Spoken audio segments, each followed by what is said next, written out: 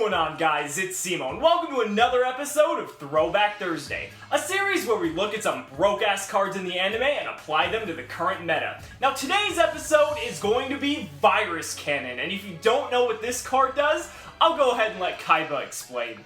My face-down card will finish you off! Virus Cannon! Wipe out 10 magic cards in her deck!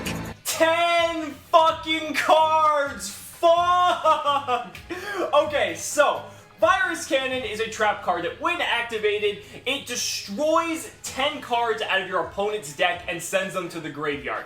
Now, the fun part about this card is we have a little bit of lenience in determining a couple things because they don't specify some things in the show. So, for example, they don't specify who sends and picks the spell cards from the opposing player's deck to the graveyard. So hypothetically, let's say the player being affected by Virus Cannon is the one that gets to choose. Well, even if you're the one that has to choose, being the player affected by the card, that's still a very difficult decision to make because you have to send 10 spell cards from your deck to the graveyard. That means it could be any and all of your powerful spells. You know, nowadays, decks are running anywhere from possibly 10 to 20 spells. And so, having to send anything from half of them to all of them to the graveyard is just destructive. Like, that's huge, being able to do that. You can get rid of their cards like Potted Desires, Card of Demise,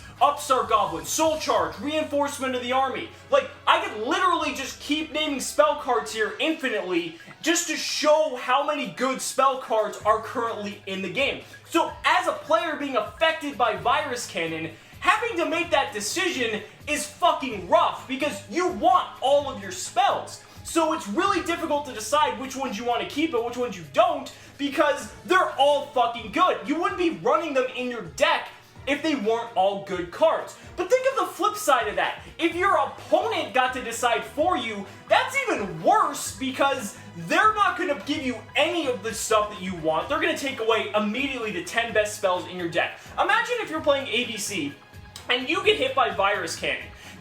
You're gonna have to decide between getting rid of Desires, Union Hanger, Terraforming, Twin Twister, and like, who knows what else. That right there is just 12 spells. So, at the very minimum, if you're not playing more spells than that, you're only gonna get to keep 2 out of those 12, because the deck pretty much runs 3 of all of those as a standard. So, that's just ridiculous. Think about Blue Eyes. Blue Eyes runs about close to 20 spells in the deck. Things like Trade-In, Return of the Dragon Lord, Silver's Cry. Like, I could just keep going on and on. The fact that you would have to take 10 of those cards and send them to the graveyard is fucking bullshit. So that's just crazy.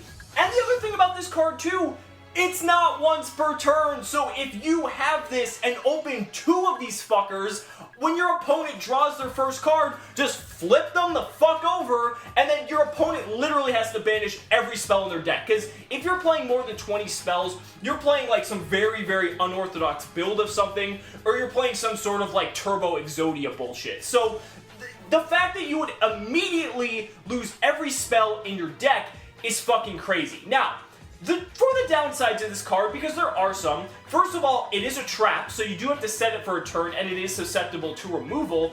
And second off, any spell card in the affected player's hand is safe, because Virus Cannon only hits cards from the deck. So if you manage to have the cards that you need in your hand, then you're pretty much good to go. But if you don't, then you're just basically fucked for the most part. I mean, this card can literally just end a game on its own, because if you're losing your best spells off of this, like, just fucking scoop and go to game 2. That would be fucking insane. So, that's gonna be it for Virus Cannon, guys. That's a big one. Let me know down in the comments what you guys think about Virus Cannon. I know we have Virus Cannon in real life already. As we do for most of the cards I cover, the real life version is nowhere near as OP and broken as its anime counterpart. So just be sure to keep that in mind. If you didn't already, be sure to like the video and subscribe to the channel for more Yu-Gi-Oh content. And lastly, if you really enjoy my content, consider backing me on Patreon, because just by pledging $1 a month, you're investing in my ability to continue bringing you amazing Yu-Gi-Oh content. So thank you guys so much again. We'll see you next time.